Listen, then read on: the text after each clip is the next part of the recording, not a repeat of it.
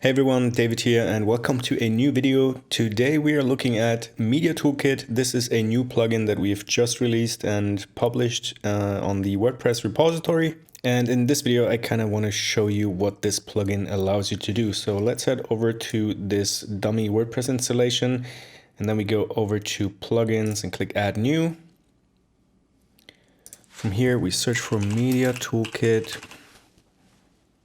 And it's down here because it doesn't have any active installs yet. Click install and activate. Okay, so after the plugin is installed and activated, we can hover over media and go to the Media Toolkit settings page here. Okay, and this is what the Media Toolkit settings page looks like. It is pretty simple and straightforward. And the plugin currently allows you to do three things. So first of all, you can change the file name structure of the media you upload to your WordPress website. The second option that you get is this one, and that allows you to globally change the image quality or compression rate with WordPress. By default, WordPress has the quality set to 82%, but you could lower that to 20% or increase that to 90%, but actually 82 is a pretty good value based on my testing. And last but certainly not least, this plugin will allow you to set a maximum image size. You may ask, how is this different from WordPress default? Because WordPress by default has a max image size setting already implemented, which is set to 2560 pixel. The key difference here is that WordPress, even with this max image size limit in place, still saves the original photo. With Media Toolkit, on the other hand, we will downscale the original image and make that the largest image available. Meaning we don't store the original image if it is larger than this threshold, and instead we downscale the original image to the value provided here. So let's say we don't want images that are larger than 2200 pixel on the platform. So we enable this, provide the value here, and hit save. Okay, so let me give you an example how all of this works.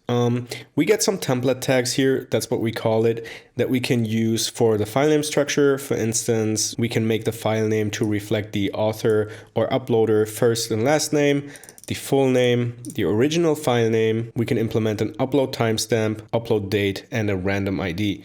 So if we were building a photo platform, let's say we do this photo dash, and then we go for a let's say the upload date and maybe even a random ID, why not?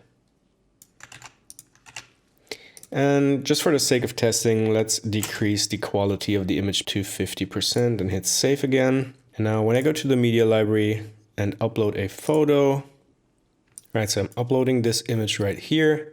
And now when we open this, you can see the quality has decreased over the original, which is this one right here. You can also see the original dimensions of the photo right here. So it is much bigger than the threshold that we provided. And now let's have a look at the photo right here. The title says photo as we defined it earlier, then the date and then the random ID, which also reflects the file name, as you can see down here. Again, the quality of the photo has decreased. I hope you can see that here through the YouTube compression. But most importantly, you see that the dimensions have been scaled down to a maximum value of 2200 pixel. And that is basically what this plugin allows you to do. It is a handy set of tools to manage your media library and make things more efficient. This setting down here specifically will allow you to save a lot of disk space, especially if you're working with a lot of photos like we do. So yeah, if you have any questions, feel free to leave a comment down below. We do have a bunch of ideas on how we can improve and add more features to this plugin, but this was just a quick overview and intro kind of video for the Media Toolkit plugin. Thank you so much for watching, and I will see you in the next video.